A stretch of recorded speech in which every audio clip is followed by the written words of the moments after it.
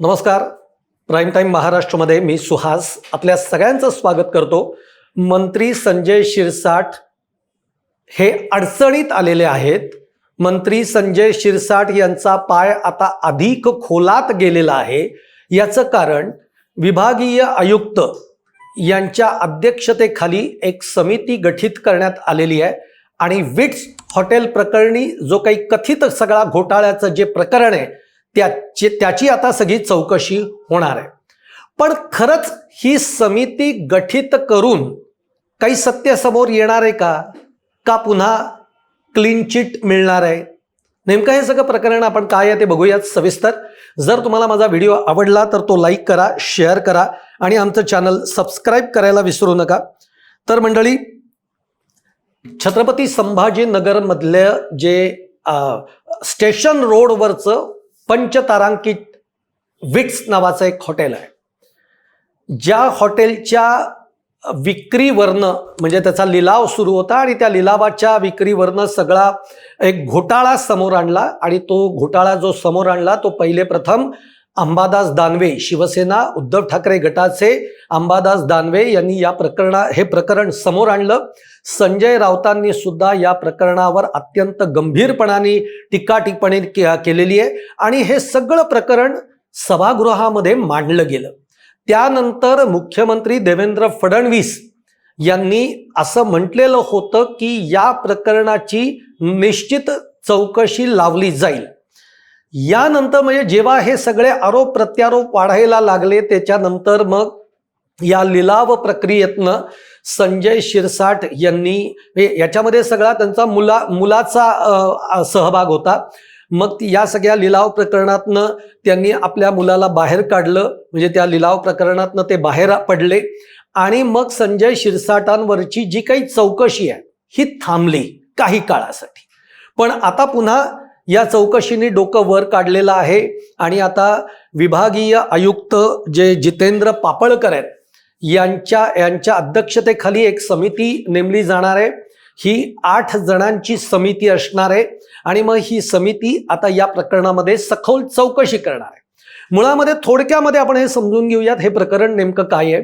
तर छत्रपती संभाजीनगरमधलं हे जे विट्स हॉटेल आहे, पंचतारांकित हॉटेल आहे, याचा जो मूळ मालक आहे या मालकाने जेव्हा हे हॉटेल सुरू केलं तेव्हा ते अत्यंत व्यवस्थित जोरात होतं. त्यायोगे त्यांनी काही शेअर्समधनं रक्कम जमा केली. जे आपले शेअर्स होल्डर होते त्यांना त्यांचा परतावा जो आहे तो काही वर्ष अगदी सुरळीत दिला जात होता.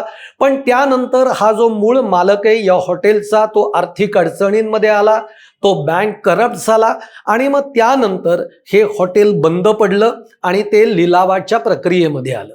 हे सगळं प्रकरण 2017 पासून सुरू झालेलं प्रकरण आहे. 2017 का 18 मध्ये याचा पहिल्यांदा लिलाव करण्यात आला.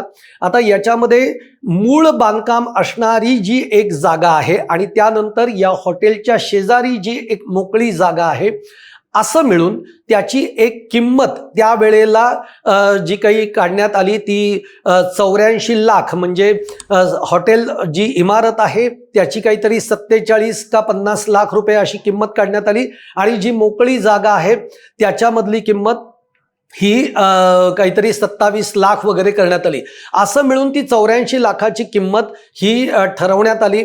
पण पहिला लिलाव झाला त्यामध्ये साधारणतः काहीतरी 60-62 लाखांची बोली लागली. त्यानंतर परत 2019 मध्ये एक लिलाव झाला. त्या लिलावामध्ये सुद्धा या हॉटेलला जी पाहिजे होती तशी बोली लागली गेली नाही.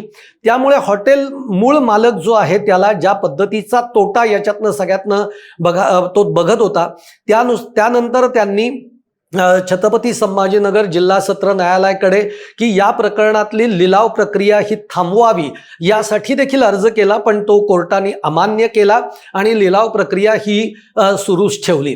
आता याच्यानंतर मग एंट्री झाली ती शिरसाटांच्या मुलाची जी एक कंपनी आहे या कंपनीने या लिलाव प्रक्रियेमध्ये सहभाग घेतला. त्यांनी 62 का 64 कोटींचं, सॉरी मी लाख बोलतोय, 64 कोटींचं लिलाव त्याच्यामध्ये त्यांनी बोली लावली आणि सगळ्यात जास्त बोली म्हणून त्याच्याकडे बघितलं गेलं आणि मग आता ते हॉटेल जे आहे ते शिरसाट यांच्या मुलाच्या कंपनीला मिळणार.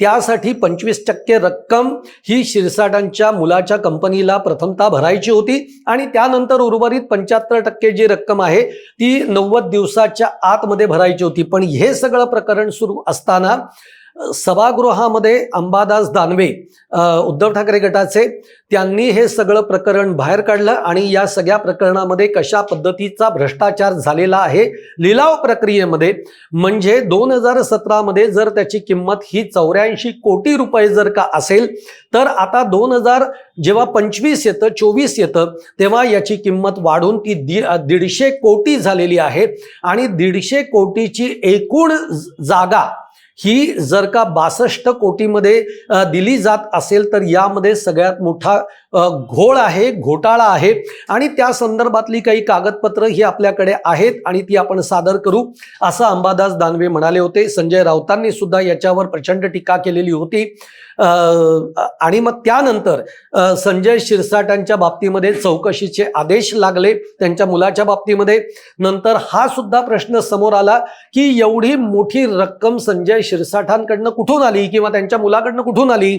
मग त्यासाठी इन्कम टॅक्स आणि ईडीची देखील एक चौकशी दोघांच्याकडे लागली. पण मधल्या काळामध्ये मग ती चौकशी थांबली. शिरसाट त्या सगळ्या प्रकरणातनं बाहेर पडले. त्यांच्या मुलाने सुद्धा या सगळ्या प्रकरणातनं आपला पाय काढून घेतला. हे जरी सगळं असलं तरी या संदर्भातली जी चौकशी आहे ती काही संपलेली नव्हती, स्थगित झालेली नव्हती. ही चौकशी चालूच होती आणि आता पुन्हा एकदा नव्याने आपल्याला समोर जे येतंय ते म्हणजे विभागीय आयुक्त जितेंद्र पापळकर यांच्या अध्यक्षतेखाली एक 8 जणांची समिती ही स्थापन केली जाणार आहे आणि त्यानुसार या सगळ्या प्रकरणाची सखोल चौकशी ही समिती करेल आणि मग त्याचा जो अहवाल आहे तो राज्य सरकारकडे सादर केला जाईल.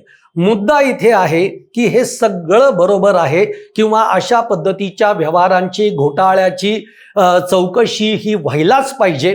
पण महाराष्ट्र राज्यातला एकूण गेले काही वर्षांमधला जर का आपण अनुभव बघितला किंवा अगदी आत्ताचं ताजं उदाहरण जरी आपण बघितलं तर पुण्यामध्ये जमीन घोटाळ्यामध्ये पार्थ पवार यांचं नाव आलेलं असताना सुद्धा, पार्थ पवार यांची स्वतःची कंपनी असताना सुद्धा पुण्यातला जो जमीन घोटाळा झालेला आहे त्याच्यामध्ये पार्थ पवार यांचे जे भागीदार आहेत त्यांचीच फक्त सही आहे आणि या जमीन व्यवहारामध्ये संपूर्णतः 99% सगळे जे काही राईट्स आहेत ते त्या भागीदाराकडे आहेत, पार्थ पवारांकडे त्याच्याबद्दल काही नाही.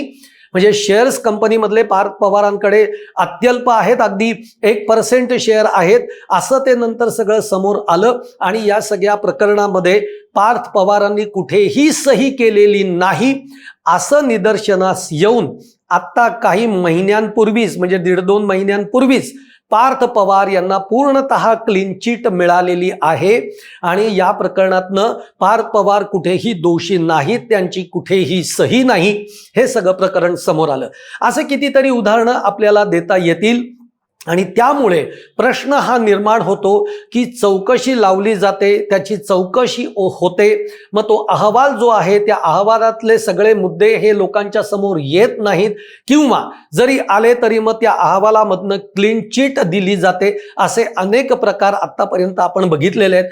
त्यामुळे जरी बातमी ही असली की मंत्री संजय शिरसाट यांचा पाय आता या चौकशीमुळे अधिक खोलात गेलेला आहे किंवा ते संजय शिरसाटांची अडचणीत वाढ झालेली आहे, तरी ती खरंच वाढ झालेली आहे का हा प्रश्न मात्र आपल्यासारख्या सामान्य माणसाच्या मनामध्ये उरतोच. आणि त्यामुळे आता ही समिती नेमकं काय करतेय, ती कशी चौकशी करते, याचा अहवाल हा कधी बाहेर येतोय, तो कधी दिला जाईल आणि मग त्यातलं तथ्य हे जनतेच्या समोर, महाराष्ट्राच्या समोर कधी येईल, हा सगळा प्रतीक्षेचा विषय आहे. त्यामुळे आता फक्त आपल्याला एवढंच बघणं महत्त्वाचं आहे की पुन्हा एकदा ही चौकशी सुरू झाली आहे आणि आता संजय शिरसाट या निमित्ताने निश्चित अडचणीमध्ये सापडलेले आहेत. तुम्हाला माझा हा व्हिडिओ आवडला असेल तर नक्की लाईक करा, शेअर करा आणि आमचं चॅनल सबस्क्राईब करायला विसरू नका. धन्यवाद.